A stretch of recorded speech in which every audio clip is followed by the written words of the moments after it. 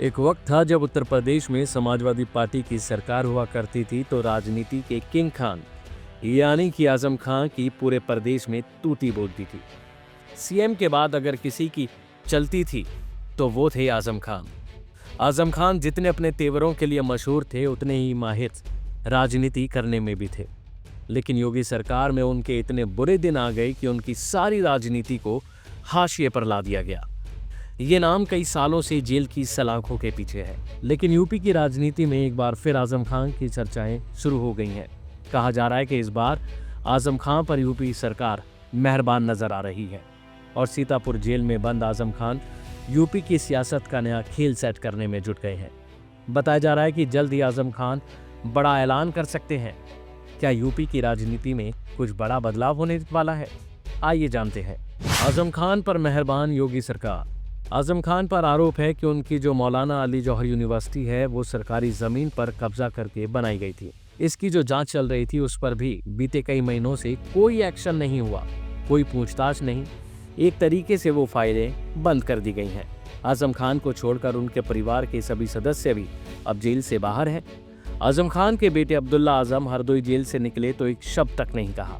आजम खान की पत्नी, उनके बड़े बेटे और उनकी बहन को अब जमानत मिल गई है। तब आजम खान के बड़े बेटे अदीब ने कहा कि अभी समय नहीं है।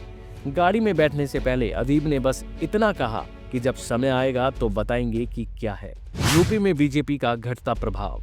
फिलहाल यूपी में बीजेपी की जमीन थोड़ी ढीली नजर आ रही है। 2014 में जहां मोदी लहर चल रही थी तो 2019 में योगी योगी हो रहा था, पर अब ये लहर थमने लगी है। बीजेपी का ग्राफ धीरे धीरे नीचे जा रहा है।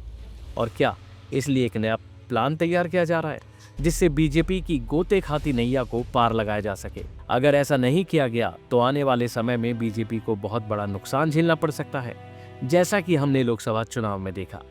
बीजेपी का क्या है प्लान? दरअसल बीजेपी को लगता है कि अगर आजम खान और चंद्रशेखर जैसे नेता यूपी में अखिलेश यादव के खिलाफ चुनाव में उतर जाए तो साल 2027 में बीजेपी फिर से सत्ता पाने में कामयाब हो जाएगी।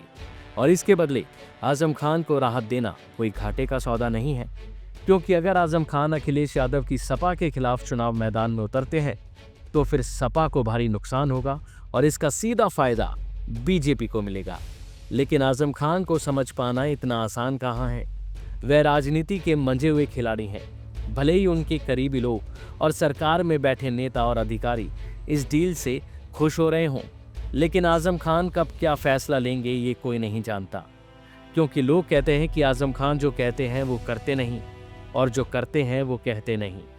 फिलहाल यूपी की राजनीति और ब्यूरोक्रेसी में आजम खान की चर्चा चरम स्तर पर है।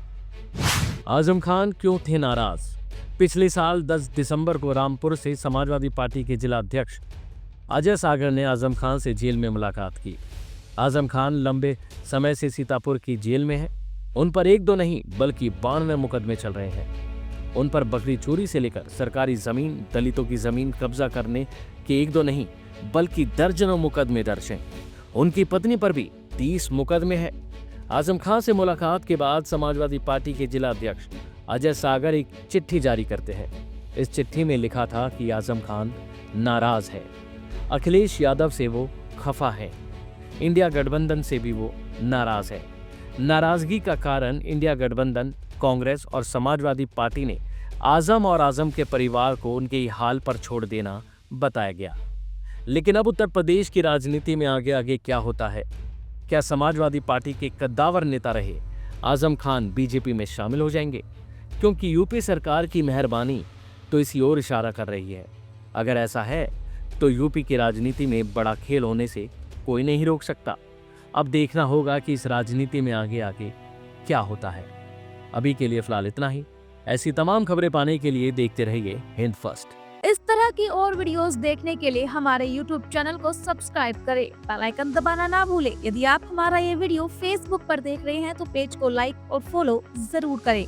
हमारे अन्य सोशल मीडिया पेजेस से भी जुड़े।